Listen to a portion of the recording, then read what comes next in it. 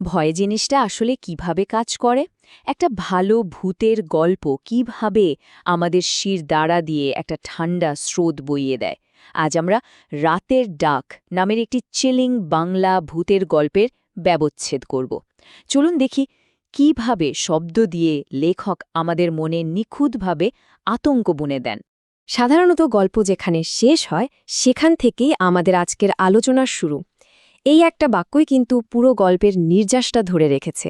মানে শুরুতেই এটা পরিষ্কার করে দেওয়া হচ্ছে যে এটা শুধু একটা ভূতের গল্প নয়, বরং মৃত্যু আর তার পরের জীবন নিয়ে এক গভীর আতঙ্কের মুখোমুখি হতে চলেছি আমরা। আচ্ছা, যে কোনো ভালো হরর স্টোরির আসল মজাটা কোথায় বলুন তো?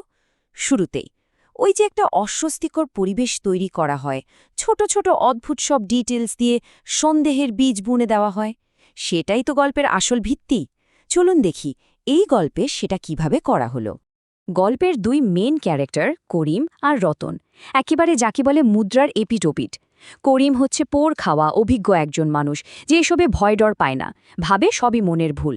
আর অন্যদিকে রতন একেবারেই তরুণ, অল্পতেই যার রক্ত পানি হয়ে যায়। এই দুজনের বৈপরীত্যই কিন্তু গল্পে একটা দারুণ টেনশন তৈরি করে। এবার লাশটার কথা ভাবুন। মুখে একটা জমাট বাঁধা কেমন যেন হাসির মতো ভঙ্গি, চোখ দুটো পুরোপুরি খোলা, একেবারে কারোর দিকেই যেন তাকিয়ে আছে। শরীরে কোনো আঘাত নেই, রক্তের দাগ নেই, দুর্ঘটনার কোনো চিহ্নই নেই। এই ছোট ছোট অস্বাভাবিক ব্যাপারগুলোই বুঝিয়ে দেয় এখানে স্বাভাবিক কিছু ঘটেনি। আর ঠিক যখন সবাই ভাবছে এটা একটা সাধারণ অস্বাভাবিক মৃত্যু, তখনই ঘটে গেল সেই অসম্ভব ঘটনাটা। নিথর মৃতদেহটা হঠাৎ করে রতনের পা চেপে ধরল। এই একটা মুহূর্তে গল্পের সব লজিক ভেঙে গেল, আর আমরা সোজাসুজি ঢুকে পড়লাম অলৌকিক আতঙ্কের জগতে। এতক্ষণ যা ছিল শুধু একটা অদ্ভুত ঘটনা, এবার সেটা ধীরে ধীরে একটা ভয়ঙ্কর অভিজ্ঞতার দিকে মোড় নিচ্ছে। বিপদটা এখন আর এক জায়গায় থেমে নেই, বরং বেড়েই চলেছে। চরিত্রদের জন্য পরিস্থিতি ক্রমশ আরও জটিল হচ্ছে। কবরস্থানে যা যা ঘটল সেগুলো একটু পরপর খেয়াল করুন। প্রথমে মাটি, আরে মাটি তো নয়, যেন পাথর, কবর খোঁড়াই যাচ্ছে না। এরপর চারপাশ থেকে ভেসে আসছে হাসির শব্দ, কিন্তু কাউকেই দেখা যাচ্ছে না। আর সবশেষে ওই লাশটা থেকে বেরিয়ে এলো একটা কালো ধোঁয়ার মতো ছায়া। মানে এটা স্পষ্ট যে তারা কোনো সাধারণ কিছুর মুখোমুখি হয়নি। অন্য কেউ বুঝুক বা না বুঝুক, অভিজ্ঞ গোর্খোদক জব্বার আলী ঠিকই ধরে ফেলেছিলেন ব্যাপারটা। তারই একটাই কথা, এই লাশ কোনো সাধারণ লাশ না, এর মধ্যে কোনো শয়তানি আছে। আর তার এই কথাতেই যেন সবার ভয়টা সত্যি হয়ে গেল। ভৌতিক গল্পের সবচেয়ে ভয়ঙ্কর কৌশলগুলোর একটা হলো এটাই। ভয়টা যখন আর কবরস্থান বা কোনো জঙ্গলের মতো জায়গায় আটকে থাকে না, যখন সেটা আপনার পিছু নিয়ে আপনার সবচেয়ে নিরাপদ জায়গা, মানে আপনার বাড়িতে ঢুকে পড়ে, তখনই বোঝা যায় যে পালানোর আর কোনো রাস্তা খোলা নেই।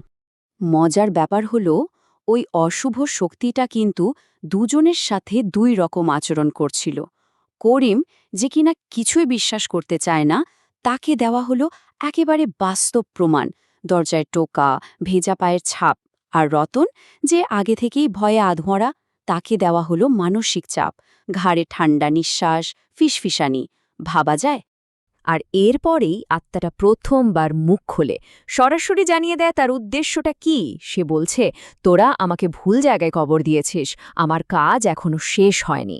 এ কথাটার মধ্যেই কিন্তু লুকিয়ে আছে গল্পের আসল রহস্য, তার কাজটা কি, আর সেই কাজ শেষ করতে সে কি করতে পারে। তো এবার পালা চূড়ান্ত লড়াইয়ের। এখন আর ভয় পেয়ে পিছিয়ে যাওয়ার কোনো সুযোগ নেই। করিম আর রতন এবার ঘুরে দাঁড়িয়েছে ওই অশুভ শক্তির বিরুদ্ধে। গল্পের সবচেয়ে টানটান উত্তেজনা কিন্তু এখন থেকেই শুরু। তারা যখন কবরটা আবার খুঁড়ল, দেখল কফিনটা খালি, কিন্তু ভেতরে যা পেল তা কফিনের থেকেও 1000 গুণ বেশি ভয়ঙ্কর। একটা পুঁটলি, আর তার ভেতরে মানুষের চুল, পশুর রক্ত দিয়ে আঁকা নকশা, আর একটা রূপোর আংটি। এটাই ছিল ওই আত্মার শক্তির আসল উৎস। শেষের ঘটনাগুলো এত দ্রুত ঘটতে থাকে যে দম ফেলার সময় পাওয়া যায় না। প্রথমে খালি কফিন আবিষ্কার, তারপর ওই অভিশপ্ত পুটলিটা খোলা, আর ঠিক যেই মুহূর্তে করিম আংটিটা হাতে নেয়, আত্মাটা তার আসল ভয়ঙ্কর রূপে হাজির হয়। শেষ চেষ্টা হিসেবে করিম আংটিটা ছুঁড়ে ফেলে দেয় আগুনে, আর একটা তীব্র আর্তনাদের সাথে সবকিছু শেষ হয়ে যায়। কিন্তু গল্পটা কি সত্যিই শেষ হলো? ভূতটা তো চলে গেল, কিন্তু এই ভয়ঙ্কর রাতের রেশটা কি এত সহজে মুছে যাবে? অনেক সময় লড়াইয়ে জিতে যাওয়াটাই কিন্তু সবচেয়ে বড় হার হয়ে দাঁড়ায়। রতনের কি হল? সে বেঁচে গেল, কিন্তু তার মন নিজেকে বাঁচানোর জন্য ওই রাতের সব স্মৃতি মুছে ফেলল। এটাকে বলে সাইকোলজিক্যাল ডিফেন্স। ফলে ওই রাতের ভয়ঙ্কর সত্যিটা জানার জন্য পৃথিবীতে শুধু একজনই বেঁচে রইল, করিম। এই লাইনটাতে গল্পের আসল ভয়টা লুকিয়ে আছে। ভূত মরে গেছে, কিন্তু তার ডাকের প্রতিধ্বনিটা করিমের কানে বাজবে সারা জীবন। সে শারীরিকভাবে বেঁচে গেলেও মানসিকভাবে সে সারা জীবনের জন্য ওই রাতের শিকারে পরিণত হল। শুধু একজন মানুষ বেঁচে রইল, যার সব কিছু মনে আছে। আর এই একা সবটা মনে রাখা, এই বোঝাটা বয়ে বেড়ানো, এটাই হয়তো মৃত্যুর চেয়েও অনেক বেশি ভয়ঙ্কর। তাহলে শেষ পর্যন্ত প্রশ্নটা কি দাঁড়ালো? একটা ভূতের গল্পকে কোনটা অবিস্মরণীয় করে তোলে? ওই যে ভয়ঙ্কর ভূতটা, সেটা?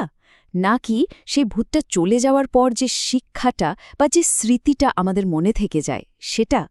একটা ভালো ভূতের গল্প শুধু ভয় দেখায় না, আমাদের কিছু নিয়ে ভাবতে বাধ্য করে।